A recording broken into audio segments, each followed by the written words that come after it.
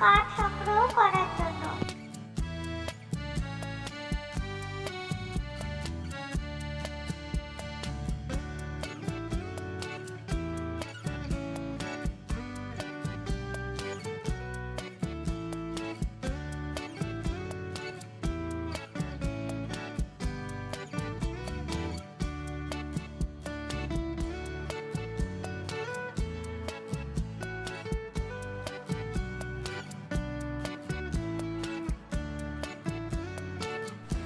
কাঠুরিয়া অনেক পথ অতিক্রম করার পর শেষে একটি ভালো মানের কাঠ দেখতে পেল।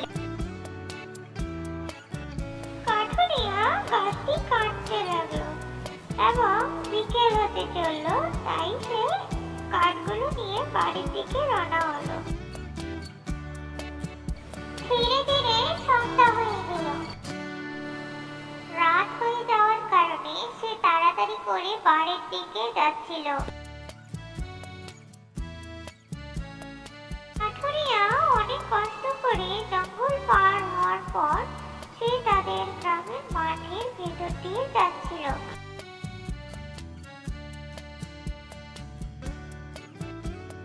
সে গ্রামে আসার পর অনেক তাড়াহুড়ো করে বাড়িতে যাচ্ছিল।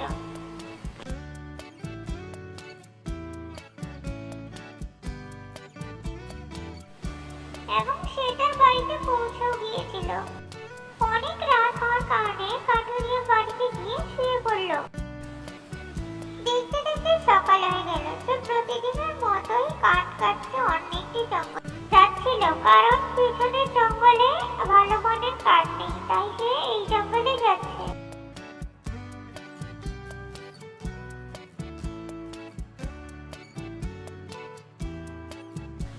হাঁটতে হাঁটতে কাঠুরিয়া গভীর জঙ্গলে ঢুকে পড়ল।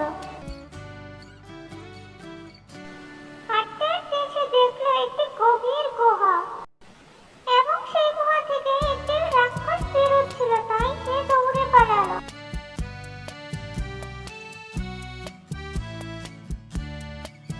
রাক্ষসটি মানুষের গন্ধ শুনে বাইরে বেরিয়ে এদিক ওদিক দেখতে লাগে, কিন্তু কাউকে না দেখায় সে ভেতরে চলে যায়।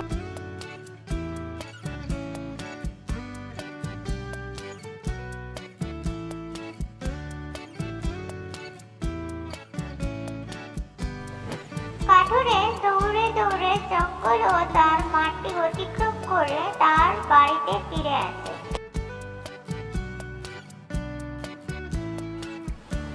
সে দৌড়ানোর কারণে ক্লান্ত হওয়ায় তার ঘরে গিয়ে সে শুয়ে পড়ে।